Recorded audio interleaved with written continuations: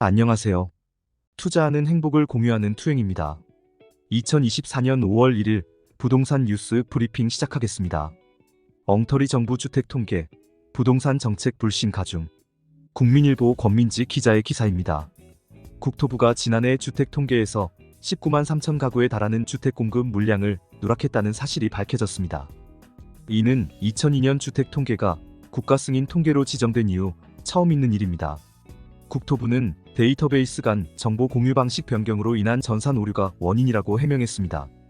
누락된 공급 물량은 대부분 정비사업 관련 주택입니다. 정부는 상반기 중 누락된 코드를 정비하고 3에서 6개월마다 통계를 재점검할 계획입니다. 누락된 공급 물량을 고려해도 올해 공급대란 가능성은 여전하다고 판단됩니다.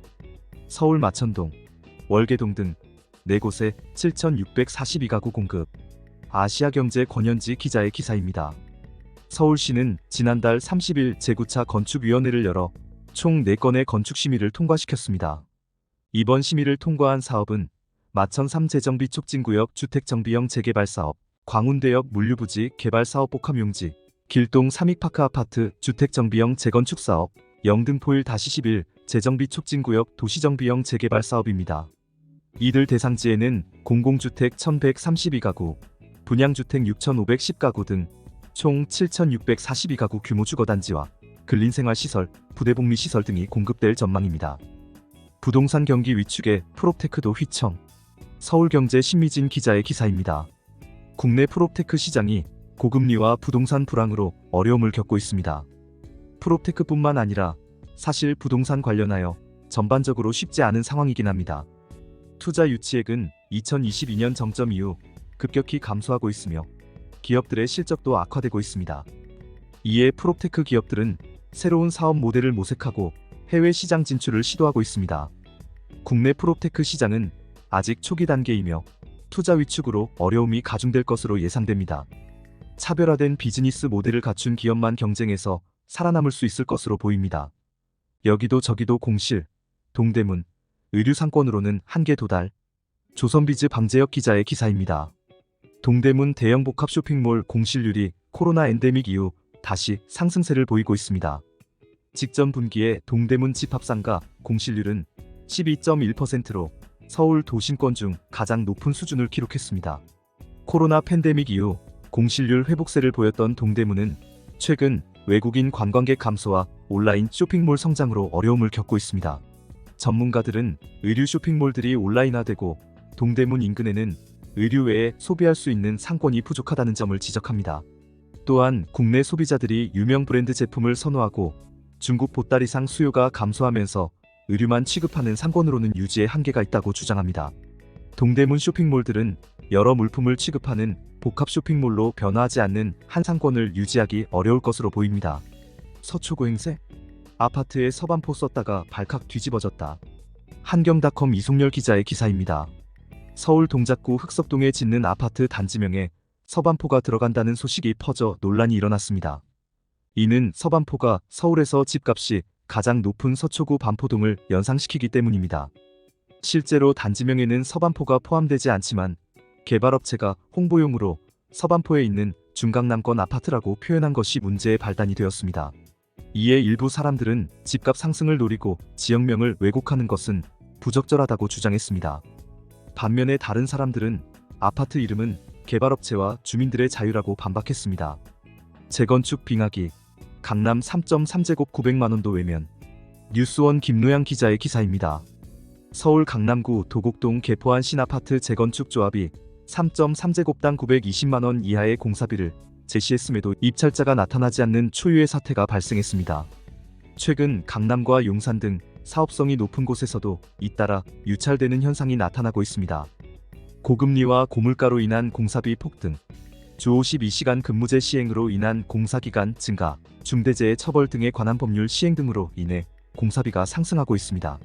이는 조합원의 분담금 증가로 이어지고 사업성이 낮아지는 악순환을 야기하고 있습니다.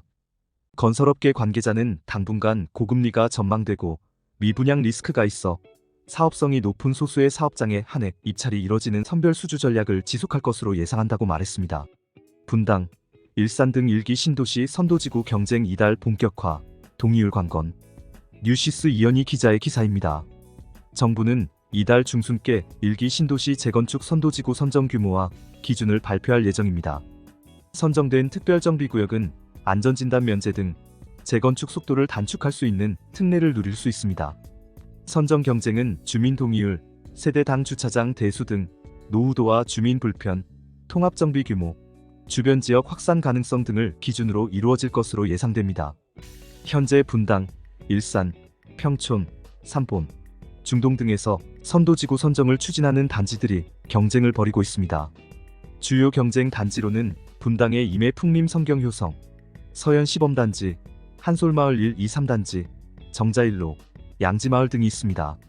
일산에서는 강촌마을 1, 2단지 및 백마마을 1, 2단지, 오마학군단지, 후곡마을 3, 4, 10, 15단지 등이 경쟁하고 있습니다.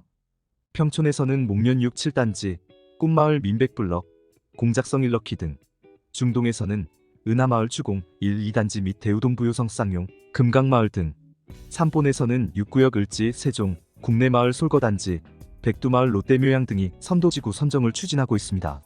재건축 초과 이익환수제 부담금, 공사비 급등 등 우려, 요인으로 인해 사업성에 대한 의문도 제기되고 있습니다.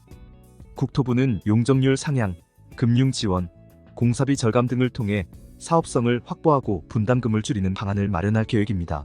국토부는 노후계획도시 정비전담팀을 확대 운영하고 도시정비기획단을 정규 조직으로 편입하는 등 속도를 내기 시작했습니다. 서울 전세가 오르는데 양천구는 하락, 매매 갈아타기 본격화. 이데일리 이윤아 기자의 기사입니다. 서울 양천구는 전국에서 유일하게 전세가가 하락하고 매매가가 상승하는 역행세를 보이고 있습니다. 전세가 하락 이유로는 전세 거래량의 감소와 물건 부족으로 인해 실수요자들의 부담이 증가하고 그로 인하여 실수요자들로부터 선택을 받지 못하고 급매물 위주로 거래가 되고 있는 것이 지적되고 있습니다.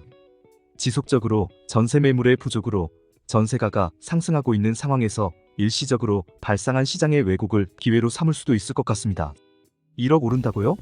사전 청약 당첨돼 좋아했는데 눈물. 한국경제안정락 기자의 기사입니다. 인천 계양, 의왕 청계, 수원 당수 등의 3기 신도시 공사비가 급등하면서 사전 청약자들 사이에 본청약 포기 우려가 심화되고 있습니다. 자재 가격과 인건비, 코로나와 글로벌 매크로 이슈들로 인한 공사비 급등이 분양가 상승과 사업 지연 그리고 근본적인 사업성 의심으로 인한 본청약 포기의 증가로 이어질 것이라는 예측입니다. 정부 입장에선 공공주택의 분양가 상한제 적용으로 상승을 억제하도록 노력하겠다 했지만 LH의 적자 발생 가능성이 지속되며 우려가 커지고 있는 상황입니다. 우려했던 3기 신도시의 이슈들이 발생하고 있는 시점입니다. 이상으로 2024년 5월 1일 부동산 뉴스 브리핑을 마치겠습니다. 여러분께서 해주시는 구독과 좋아요는 영상 제작에 정말 큰 힘이 됩니다. 이 영상이 도움이 되셨다면 많은 공유 부탁드리겠습니다. 시청해주셔서 감사드립니다.